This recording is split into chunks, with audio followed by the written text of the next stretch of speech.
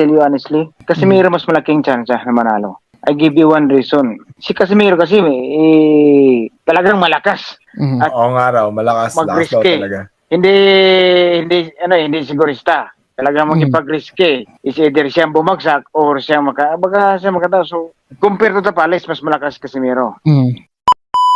Usapan yung yung pinipilit pa rin ng ibang fans na Inoue versus Casemiro pa rin hanggang ngayon eh. Kaya lang mukhang malabo-labo pa rin talaga mangyari yon. Pero kung sakali pong mangyari na yon, ano po yung opinion nyo dun sa matchup na yon?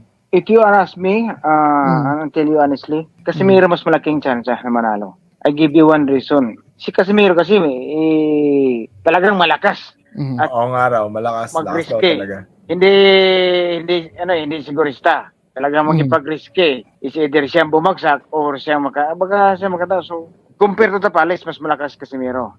So yan mga kabakal, narinig nyo mismo dito kay Jerry Peñalosa na mas malakas nga talaga itong si Casemiro kumpara kay Marlon Tapales. At the same time mga kabakal, itong si Casemiro kasi ay nagre-risk din siya sa laban. Kumbaga, mas gugustuhin niyang bumagsak ng lumalaban kaysa nga naman bumagsak ng walang ginagawa sa laban. So yan mga kabakal, narinig nyo, tuloy natin mga kabakal ang usapan. Tapos si Casemiro ang willing mag-engage. Hindi pabagsakin mo siya, basta sa kanya, what if ako makauna, may lakas ako. I'm not saying na matatalo sa Palace. If you saying na lakas at hindi sigurista, Casemiro yun. Mayabang So yun mga kabakal, dito sinasabi ni Jerry Peñalosa, hindi niya sinasabing matatalo si Tapales kay Naoya Inoue, which is ang nangyari nga, natalo itong si Marlon Tapales kay Naoya Inoue. Pero ini-insist pa rin mga kabakal ni Jerry Peñalosa na mas madiskarte talaga itong si Casemiro at mas malakas talaga kumpara nga kay Marlon Tapales mga kabakal. May papatunayan alam mo yung may pagka-insecure. At saka alam naman natin may pagka-freak to si Casemiro Talagang ako maraming ayaw ni Casemiro. Baka iba ayaw. Ako aside as a Filipino, gusto ko siya. And beside nun, it's a panoorin Hindi lang siya nagsasalita. Talagang ginagawa yung mga sinasabi niya So yun mga kabakal lang maganda kay Casemiro. Kahit pa merong mga taong ayaw sa kanya, nayayabangan at hindi gusto yung kanyang ginagawa, ang maganda kasi mga kabakal dito kay Casemiro, walk the talk mga kabakal. Ibig sabihin kahit nagyayabang sa social media, kahit medyo maangas, itong si Casemiro, yun talaga yung image niya, yun talaga yung character niya. Pero pagdating naman sa laban, pinapatunayan niya mga kabakal kung ano yung lumalabas sa bibig niya. Pag hindi niya ginagawa yun, wala na. Baga, ka na lang hanggang trust talk ka na lang.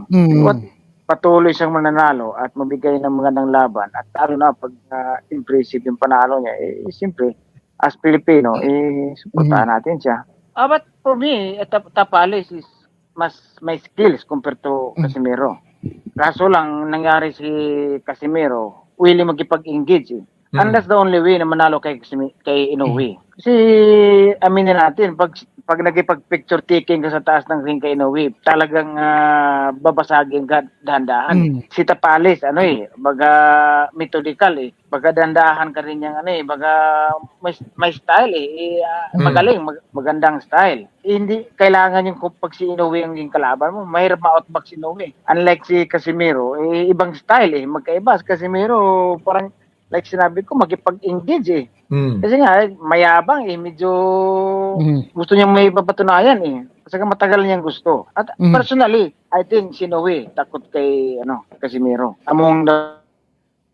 So yun lang, wait lang mga kabakal. Narinig yung mga kabakal, sinabi mismo ni Jerry Peñalosa na personally, naniniwala mga kabakal, itong si Jerry Peñalosa, alam natin kung gaano kagaling na boxer. Isa to sa mga boxing legend na rin. At isa sa mga boxing expert, naniniwala siya na takot talaga itong si Naoya Inoue kasi ilang beses na mga kabakal na iniwasan ni Naoya Inoue itong si Casemiro, kaya wag na tayo magbulag-bulagan dahil iniiwasan talaga mga kabakal ni Naoya Inoue itong si Casimero. Casimiro. Among na Pilipino, si Casimiro ang kinatakutan niya. And then yun nga, at this point of time, baka low reward siya kay Casimiro, walang belt eh. Low risk, Para saan? masyadong high risk, low reward pag High nilabanan risk, low reward.